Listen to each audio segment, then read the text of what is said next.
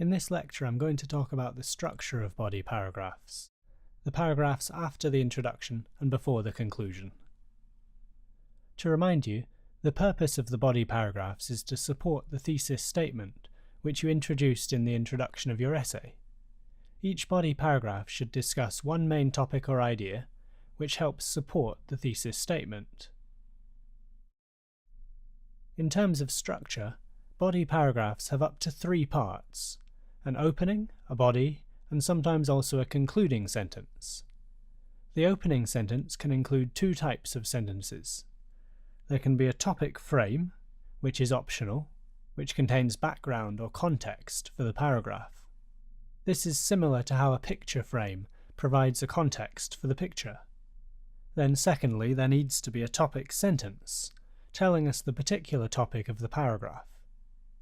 After these opening sentences, there are supporting sentences, which explore this topic in more detail, providing supporting evidence, examples or facts. And finally, there can be a concluding sentence, though this is optional. Let's start by looking at 3 different ways to begin a body paragraph. Number 1. This paragraph here contains 2 opening sentences. The sentence in green is the topic frame, giving background information to prepare the reader, and the one in blue is the topic sentence, telling us the topic of this paragraph. The green sentence says, with regard to the frequency of homework tasks, one may wonder whether weekly homework tasks would be sufficient. Then the blue sentence gives us the specific focus of this paragraph. More regular, indeed daily homework, is preferable for 2 reasons. So the blue sentence is telling us what the paragraph is going to claim, and it also indicates the structure of the paragraph. 2 reasons will be given. Let's look at another example. Like the last example, the opening of this paragraph contains some background information and also tells us the topic of the paragraph. But instead of using separate sentences, it does this in one complex sentence. The first clause in green is background information, and the second clause in blue gives the topic of the paragraph.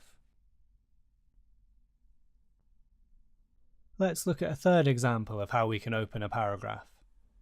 This example doesn't contain a topic frame.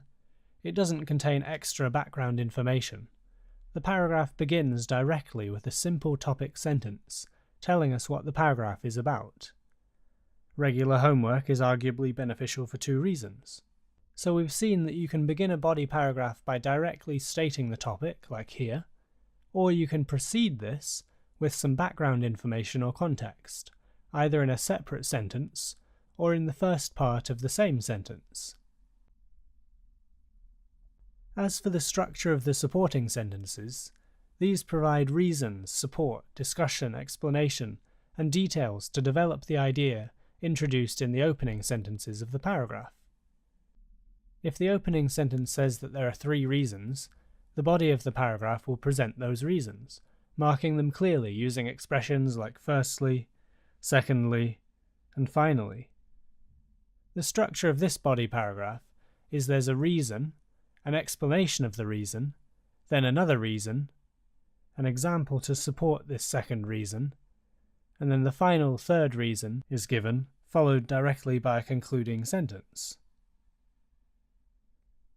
So the structure of the paragraph is topic sentence, stating the topic of the paragraph, the first reason, a sentence explaining the reason, the second reason, then an example to support the second reason, and then the third reason is given, followed by the final concluding remark.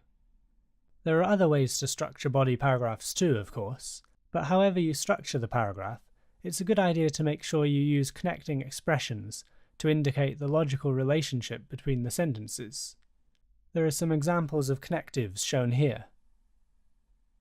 In the previous example I used firstly, secondly, and finally, but other logical relationships are possible too. For example, to indicate an additional point, you can start the sentence with also or in addition. To indicate a change in direction, expressions like however and nevertheless can be used.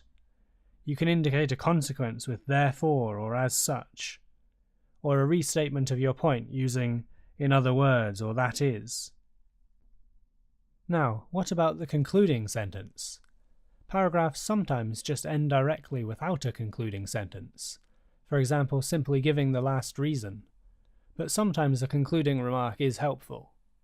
If a concluding sentence is used, then it's normally more general than the supporting sentences. In this example, we can see that after giving 3 specific reasons for learning English, the last sentence provides a general remark that relates to all of the reasons discussed. It relates to everything in the paragraph, and it gives a final comment on the reasons in relation to learners of English.